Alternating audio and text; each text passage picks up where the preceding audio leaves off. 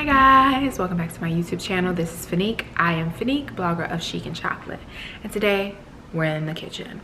So I've been noticing one of my most popular videos is of a quesadilla that is really a chicken collard green quesadilla using a crepini, making it a no carb to low carb depending on what you fill it with quesadilla.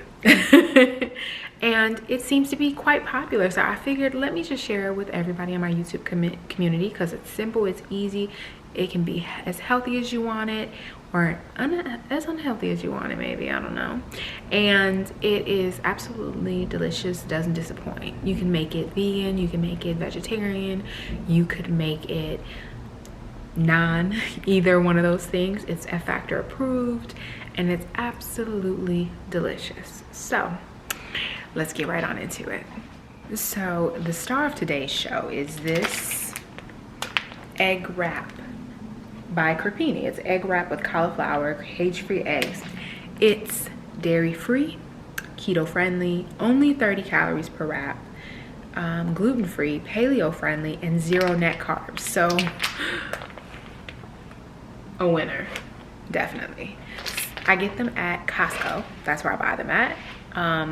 But you can go on the website and try to find stores near you if you're not a Costco member or don't have a Costco store near you. So we're gonna start by just making the chicken, which is probably gonna be the thing that takes the longest. So we're gonna go through. Okay, so anytime I'm cooking, I start with the thing that takes the longest to be complete. And that's how I like to start cooking, and that's my #1 piece of advice. So we're gonna start this off with a little bit of onion powder on the chicken. Just trying to get a little bit of seasoning on the chicken, not too much, just a nice little sprinkle. Flip it over a little.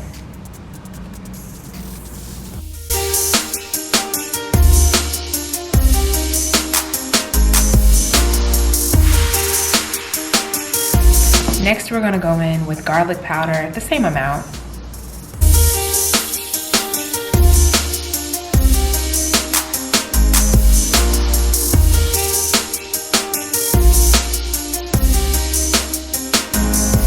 Next, we're gonna go in with one of my favorite things in life, black pepper.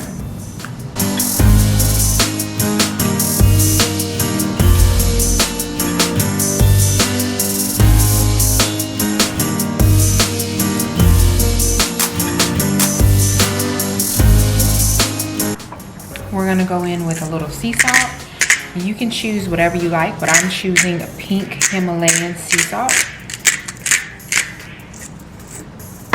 And then we're gonna go in, oh, let's put salt on both sides.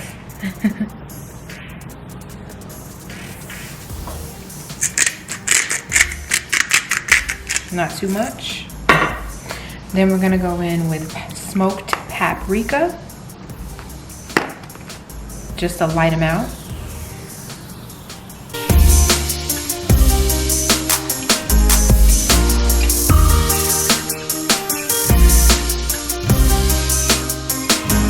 And then, because I like oregano, we're going in with oregano.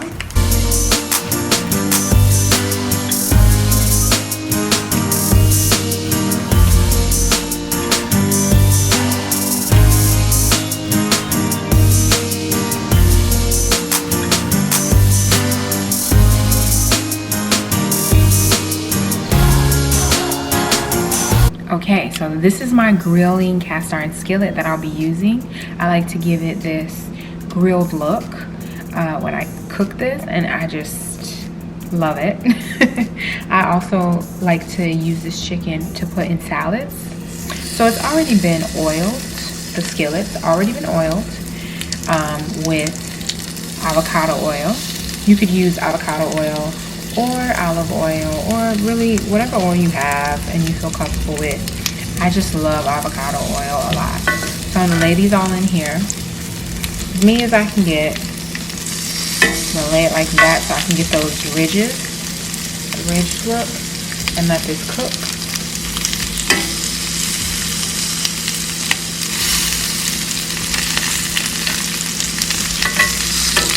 Great. So we're gonna let that cook, and we're gonna move right along to our collard greens next.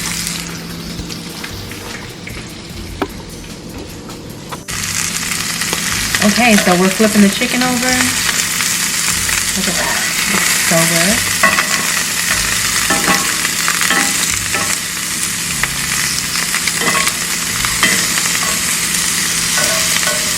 Beautiful. Let's get a close-up. Beautiful. Look how good that looks, guys. Oh my God. It's beautiful. So the chicken is done, and I already cut a bit of a piece and ate a little bit. So I'm gonna cut one more. Wait, cut. Before I let them rest, and then I'm gonna actually come and seriously cut this, but let's just scooch down so you guys can see me. Let me just pop this camera up a smidge so y'all can see me a little bit. Wait, it's all sideways. We're gonna taste the chicken because it's done. Very juicy. So this is chicken tenderloins. I didn't do chicken breasts because they're thick and they take a little bit longer to cook on that kind of grill. And usually I have to slice them in half. This is just faster and easier to cook. Cooks really easily, and they look absolutely gorgeous. And I need my food to be pretty and delicious. So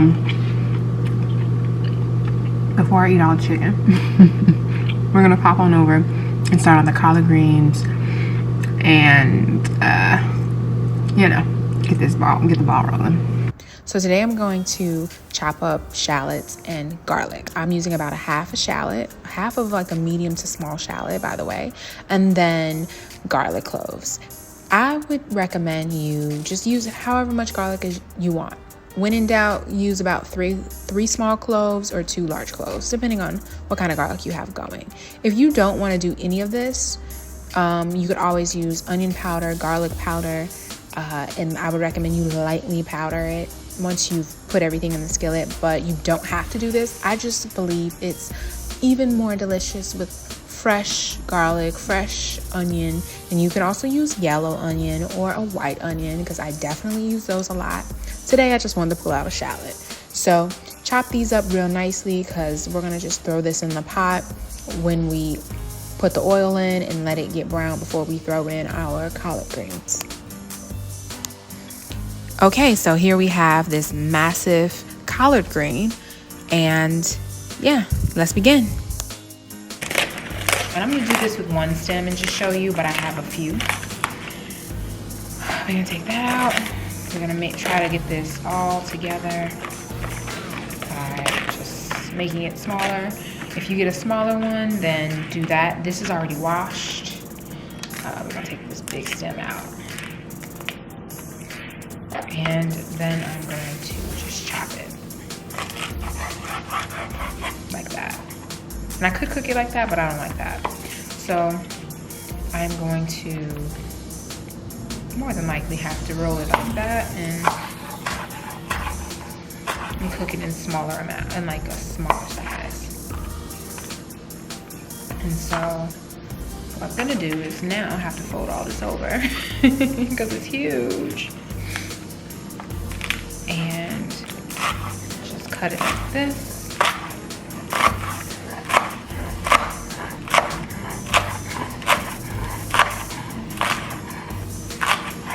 And then just go in like this. Very lazily go like this. Look at that. So we have the collard greens kind of chopped. I'll do like one nice little amount, and that's just one leaf, guys. I got about 4 leaves in total, and I got mine from Whole Foods, but get them where you can.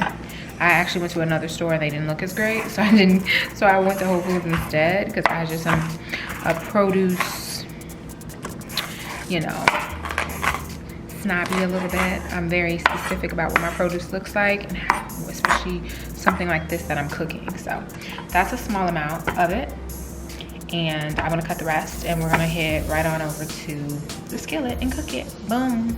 So we're over here with the collards.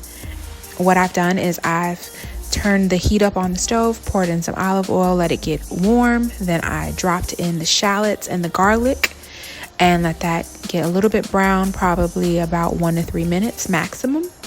And then I just dump the collards in here. And what I'll do is season it with a little black pepper, a little bit of salt, and just kind of keep the seasonings pretty basic. Let it saute till it's, you know, ready to come out.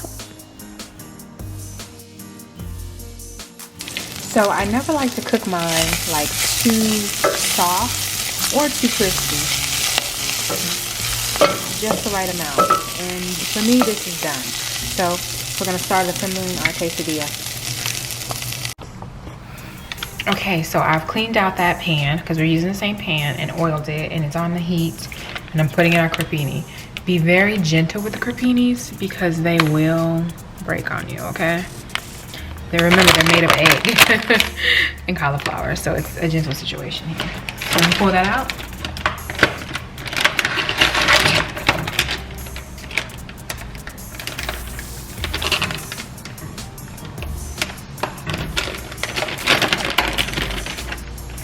So successfully pulled out a crepini without really ripping it. Putting that in there. Then we're gonna go in with the already cooked in greens. Go with that. That's not all the greens, by the way. This is just what I'm using for this little show and tell. Then we're going in with the chicken. Now this is a good amount of the chicken.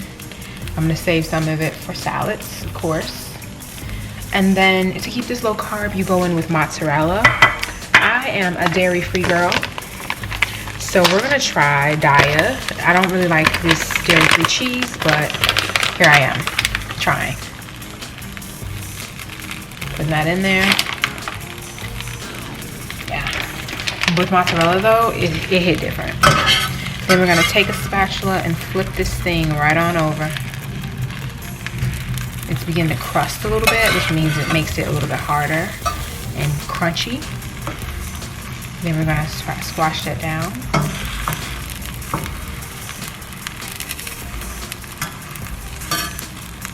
And once that cheese kind of melts a little bit better, I'm gonna flip this.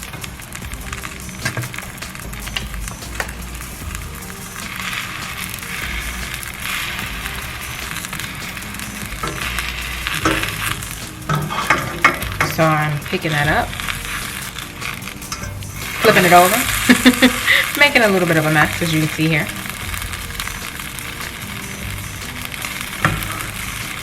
So, making that, flatten that out. I'm just letting that get crusty and brown. Just pull that up on there. Cool. Just get it a little bit more brown. Some of that's coming out.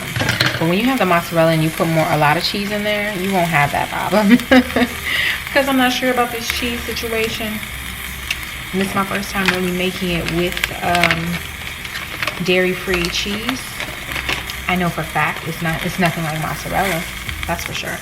You could also use any other cheese that you have, but keeping it low carb, no carb, mozzarella is the choice. It looks good to me. We're going to plate this and cut this. Let's go. We've cut this. Let's show you. Cut that. Pretty crispy right there. If you put too much in here, it'll either A, break, or it'll be not as crispy as like this is right here. You know, that doesn't have much in it at all. So I've already started eating, guys. I'm sorry. I really haven't eaten today. So let's taste. For the camera anyway. Dairy-free cheese isn't terrible. I still prefer the mozzarella. It hit different. Overall, I understand why people like this recipe. Because I like this recipe, that's why it's on my vlog. The mozzarella keeps it low carb. I mean, if you can have cheese, have the mozzarella, guys. Like, legit. But yeah, look at me, I'm just eating all the pieces. Anyway, Let me stop eating. It's rude. Thank you so much for watching my YouTube channel. If you haven't already, please like this video, subscribe, follow me on Instagram. I love to cook there, and I've been off a little bit. Haven't been on there as heavy because I've been exhausted. I think having a fibroid tumor makes me tired. I don't know, I've just been like, or maybe it's the weather and changing or something, but we'll be back on Instagram on a regular basis this week. But thank you guys so much for watching. I appreciate you loads. If you have any comments, questions, you know, put it all below or send me a DM. My DMs are open on Insta and I check them periodically on Twitter. And you know, I'm open to chit chat. So hit me up. Anyway, thanks a million. See ya. And I hope you enjoy this recipe.